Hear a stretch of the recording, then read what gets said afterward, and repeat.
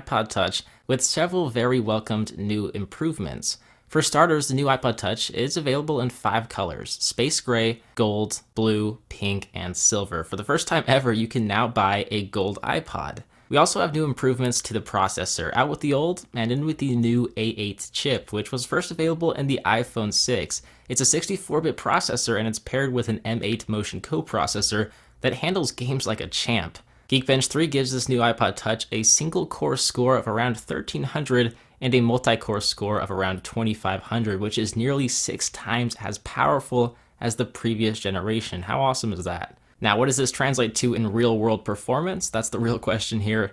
Well, it's very fast. As you can see here, you can launch apps quickly, and you can navigate iOS in a breeze. Since the iPod Touch is more of a portable gaming device than a music player nowadays, this is all really good news because it allows you to game lag and stutter free for the most part. Now, let's say you do plan on using this device as a music player first and foremost.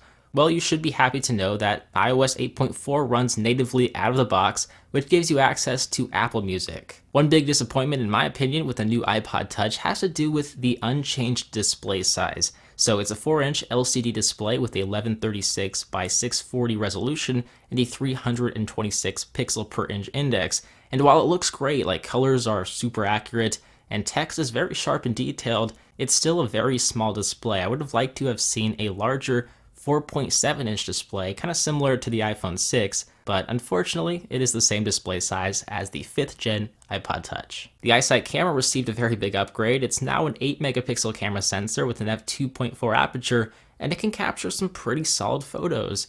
Now, they're not as detailed or advanced as the sensor found in the iPhone 6, but you can definitely capture some good results with good dynamic range and exposure. Considering what we had before, it's certainly an improvement. The 1080p HD video recording also isn't half bad. You can still tap to focus while recording, shoot slow-mo video at 120 frames per second, and take time-lapse video. It doesn't have OIS or optical image stabilization, but it has digital video stabilization that is decent. Even the FaceTime HD camera received an upgrade. It can now capture 1.2 megapixel photos, which really doesn't sound very impressive at all, but it does have an f2.2 aperture and 720p HD video recording, so your FaceTime video chats will look better, especially in low light. The design of the 6th gen iPod Touch is nearly identical, as it's still crafted with high quality aluminum. It measures in at a razor thin 6.1 millimeters thick, and it weighs just 3.1 ounces. There is no longer a loop for a wrist strap, something we had with the 5th gen Touch, but honestly, I feel like most people didn't even use it. While the battery has been increased from a 1030 mAh battery to a 1043 mAh battery, it's really not even worth mentioning, although I just did. Apple estimates you can get up to 8 hours of video playback and 40 hours of music playback. I was able to game for several hours without needing to charge the device. Most of the music I listened to was streamed, which does use up more power, but the battery life as a whole really isn't too bad at all, especially considering how thin it is.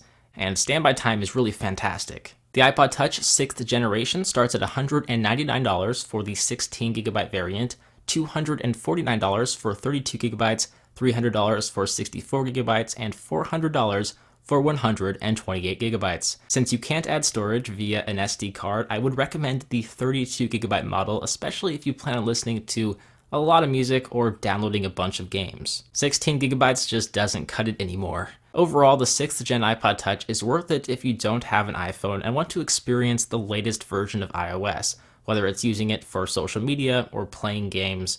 Personally, I would recommend an iPhone or a smartphone in general if you can afford it, but I understand they are expensive. The iPod Touch 6th gen is a great device for kids, especially between the ages of 8 or 15, or really just anyone who wants to experience iOS and all that it offers without buying an iPhone. With that said, that is my review of the new iPod Touch 6th generation. Let me know what your thoughts are by leaving me a comment down below. As always, guys, I'm Beau HD from PhoneDag.com.